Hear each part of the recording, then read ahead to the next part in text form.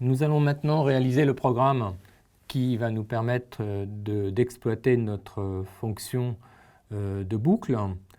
Donc pour cela, on désire réaliser une rampe.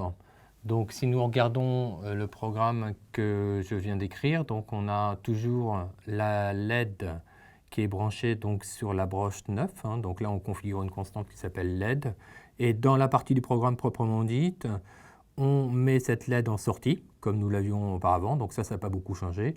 La partie qui a changé va se situer donc dans la partie loop du programme, puisque nous avons ajouté ici une boucle for, avec comme premier paramètre une déclaration d'un compteur qui s'appelle C, comme nous l'avons vu dans le principe que je viens de vous expliquer, qui sera initialisé à 0.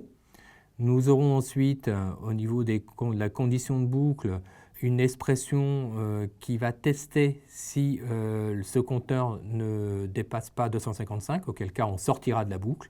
Et enfin, le troisième paramètre de la boucle for, c'est l'incrément, qui sera de 5 à chaque fois. C'est-à-dire à chaque fois qu'on fera un tour de boucle, le compteur C sera incrémenté de 5, jusqu'à concurrence de 255 où on sortira. Si on regarde le corps de boucle lui-même, nous avons ici la fonction analog write qui permet de générer en PWM une tension.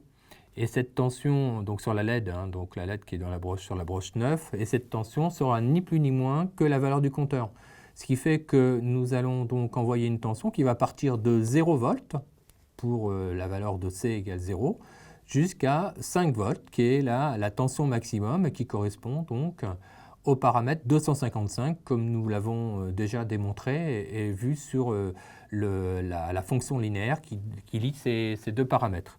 Et nous ajoutons à la fin du corps de boucle une temporisation de 30 millisecondes en l'occurrence, et on verra que tout à l'heure nous allons jouer sur cette temporisation puisqu'elle va correspondre à la pente de notre rampe.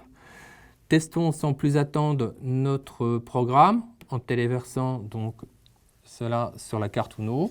Donc nous étions restés sur l'exercice précédent. Et vous voyez que maintenant, nous avons donc une montée progressive de l'intensité de la LED et qui est cyclique. Nous allons faire un deuxième petit essai en changeant le paramètre de la temporisation pour voir l'incidence que ça a. Nous allons par exemple le doubler en mettant 60 millisecondes pour ce paramètre. Renvoyer de nouveau ce programme et voir l'incidence sur notre montage. Et là, voilà, il est envoyé. Vous voyez que la rampe est beaucoup plus lente puisqu'elle fait le double de celle qu'on avait avant.